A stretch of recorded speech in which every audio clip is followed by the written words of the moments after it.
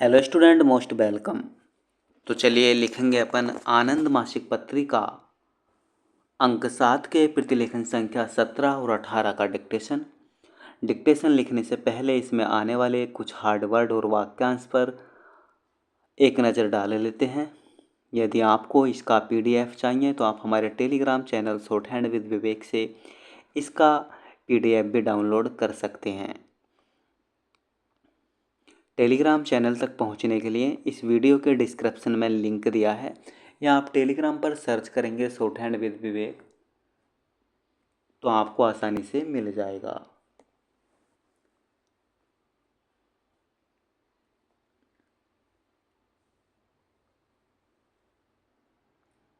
तो चलिए लिखेंगे इसका डिक्टेशन की स्पीड लगभग 80 शब्द पर मिनट रहेगी। तो चलिए डिक्टेशन स्टार्ट करते हैं 5 सेकंड बाद।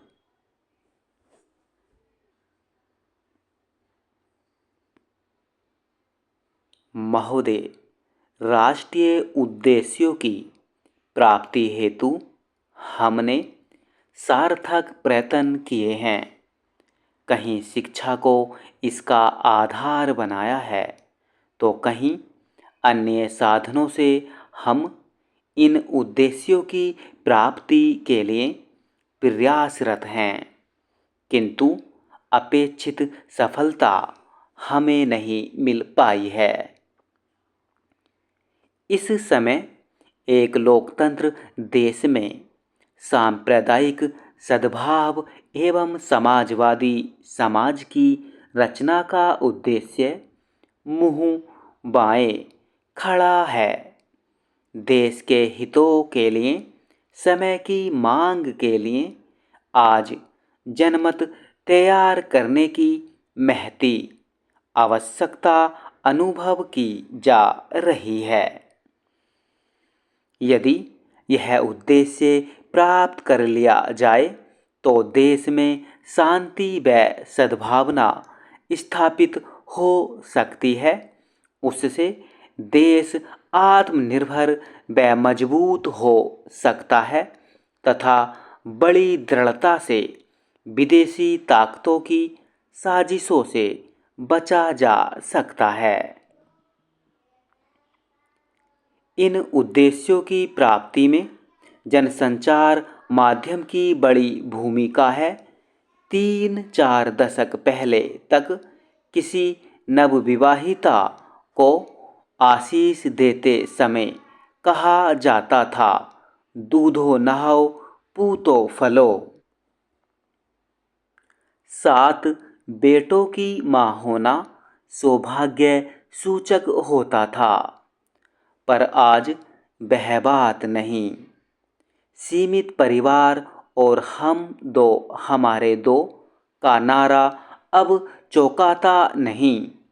बड़े बूढ़े भी इसे सहज भाव से लेते हैं।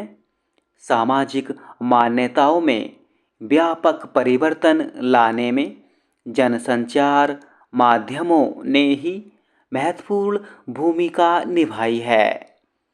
अंधविश्वासों को बंद गली से चौराहे पर लाने का कार्य जनसंचार माध्यमों ने ही किया है।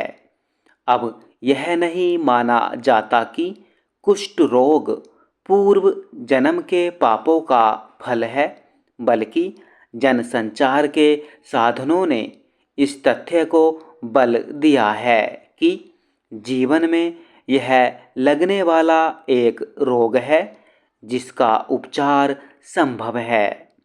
ब्रिटेन के मध्ययुगीन समाज में चुड़ैल समझकर हजारों स्त्रियों को मौत के घाट उतार देने की परंपरा रही है।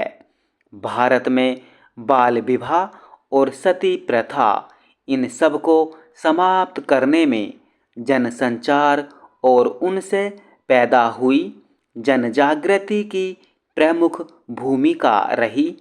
आज हमारा समग्र चिंतन सतत रूप से जनसंचार साधनों के बहुमुखी आक्रमण से प्रभावित है। इन तथ्यों को स्वीकार करने में किसी को कतई हिचक नहीं हो सकती कि जनसंचार माध्यमों को राष्ट्रीय परिवर्तन का शस्त्र बनाया जा सकता है। आमतौर पर व्यक्ति और समूह अपनी मौजूदा रीतियों से चिपका रहना चाहता है। लोग एक दूसरे का इस तरह अनुसरण भी करते हैं। इन मनोवैज्ञानिक तथ्यों को ध्यान में रखते हुए यह आवश्यक है।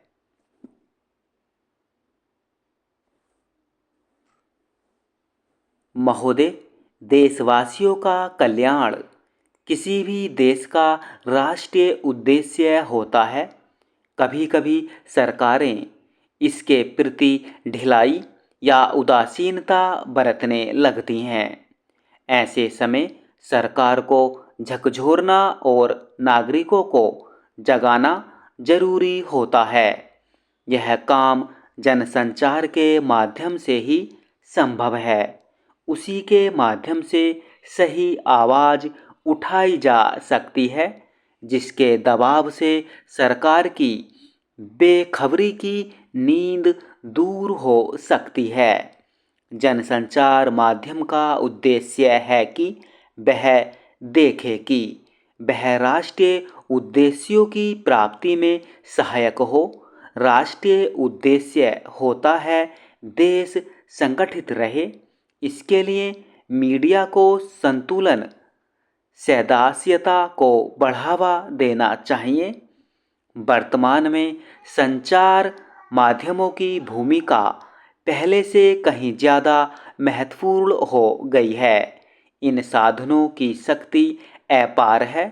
यदि वे एक हो जाएं तो समाज में किसी भी नई चेतना को उजागर कर सकते हैं। चाहे तो समाज सुधार के आंदोलन को मजबूत कर दें और चाहे तो पीत पत्रकारिता और नीली फिल्मों के माध्यम से समाज में यौन कुंठाओं को जन्म दें। दुर्भाग्य से हमारे देश में स्वतंत्रता के इतने वर्षों बाद भी हमारे जनसंचार माध्यम अधिकांशतः उन लोगों के अधिकार में हैं जिन्होंने अपनी शिक्षा और दीक्षा या तो पब्लिक स्कूलों में प्राप्त की है अथवा विदेशी सभ्यता में और संस्कृति के साए में। केरल, पश्चिमी बंगाल, महाराष्ट्र और कुछ हद तक तमिलनाडु और अन्य प्रदेशों को छोड़ दें तो सारे देश में अंग्रेजी पत्रकारिताओं का ही बोलबाला है।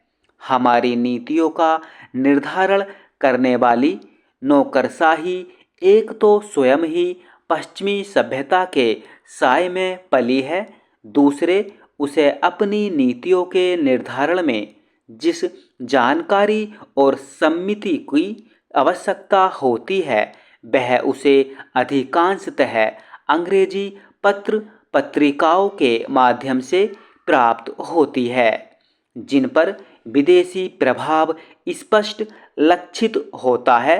कहना न होगा कि ऐसे में हमारी नीतियों के निर्धारण में जनमत कैदी बनकर रह गया है।